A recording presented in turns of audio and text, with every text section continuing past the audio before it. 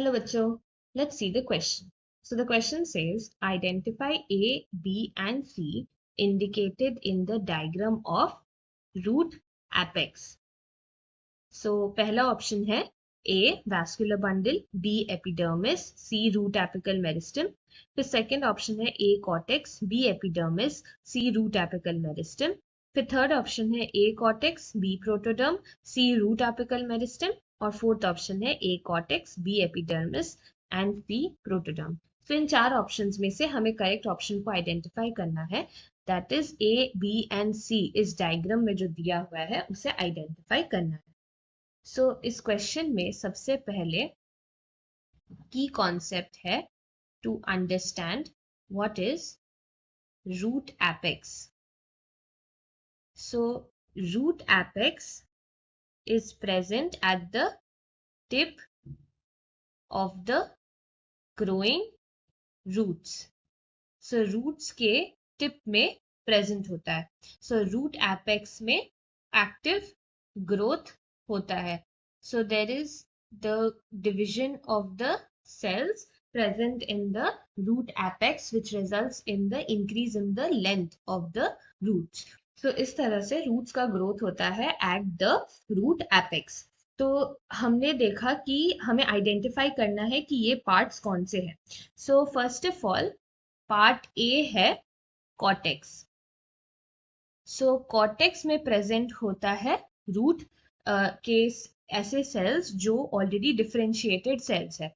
So cortex of the root has the parenchymatic cells, जो cells में cortical cells होते हैं जो जिसके बीच में इंटरसेल्यूलर स्पेसेस होते हैं ताकि वो रूट्स वाटर अब्सॉर्ब कर सके और उसके कॉर्टिकल सेल्स के थ्रू पास होकर वैस्कुलर बंडल्स तक पहुंच सके.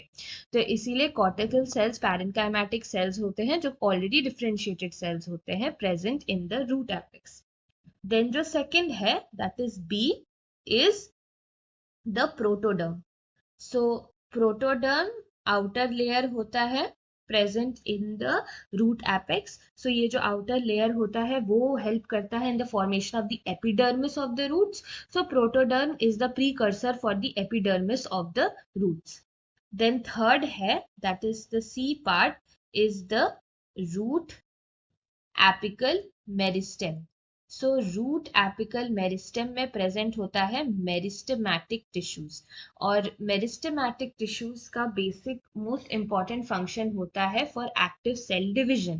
So meristematic tissues undergo active cell division so as to increase the length of the roots. तो उस तरह से जब root apical meristem cells में division होता है तो वो roots के growth में help करता है. तो इसीलिए पार्ट जो लेबल्ड सी है वो है रूट एपिकल मेरिस्टम. सो अब अगर हम ऑप्शंस देखें तो फर्स्ट ऑप्शन है A vascular bundle, B epidermis and C root apical meristem. So A is not the vascular bundle क्योंकि वैस्कुलर बंडल सेंट्रल स्टील से बनता है जो ए पार्ट लेबल नहीं कर रहा है, but A is the cortex. B है एपिडर्मिस. सो एपिडर्मिस नहीं है, it is actually the protoderm. And C है रूट एपिकल मेरिस्टम. तो ये तो करेक्ट है but other two labellings are wrong. So therefore option A is not the right answer. Second option है B A cortex, B epidermis और C root apical meristem. So A is correctly labelled but B epidermis नहीं है but वो protoderm है. So again therefore ये option भी हो गया इनकरेक्ट. थर्ड ऑप्शन है ए कॉर्टेक्स, बी प्रोटोडर्म और सी रूट एपिकल मेरिस्टम. तो ये हो गया राइट आंसर क्योंकि हमने देखा कि the part labelled A is cortex, the part labelled B is protoderm and C is root apical meristem. Fourth option है A cortex, B epidermis and C protoderm.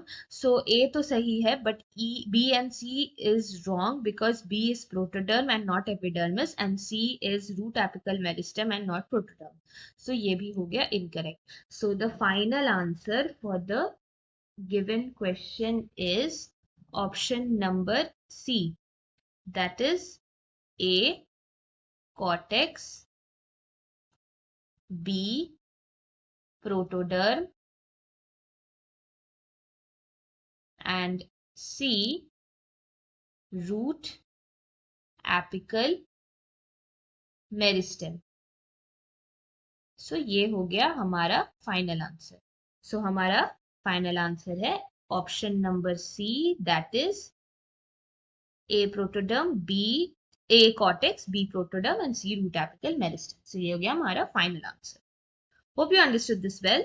Best of luck. Thank you.